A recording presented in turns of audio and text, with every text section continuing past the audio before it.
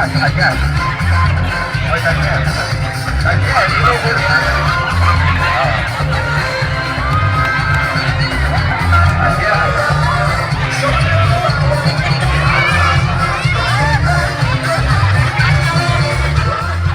so there you have it, ladies and gentlemen. I'm pretty sure, the judges will be having a hard time in choosing who will get to win from among the candidates, who will get to win as the best in Swedish show.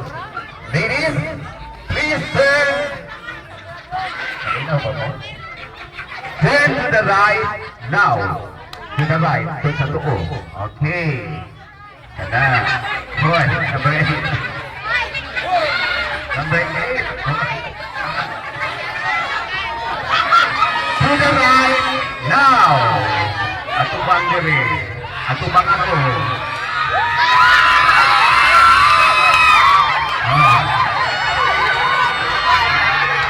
To the right now. And finally, now. Okay. Ato Mario sa mga bata, sa ato mga audience palihog. May gani ni kanisugod sila, kaninoon silang batong joke, no? Ato silang respetaran, okay? Di na magsingit-singit, kung sa'y atong isingit, di na to sila tangas-tangas. So, kagina ko kanina doon ay lang puno o kuwanin. Dili na siya maulunong, ha? Or inday, or whoever you are. Palihog lang, atong respetaran, atong mga kandidates.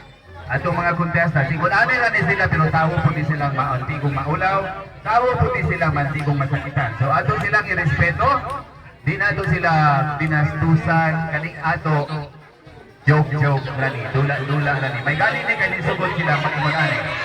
Kung wala pa ni, lingaw patas. Utama. Okay, thank you so much. Thank you so much. Okay, you may move ahead, starting with contestant number 1 for the XC. Music. Okay, number 2.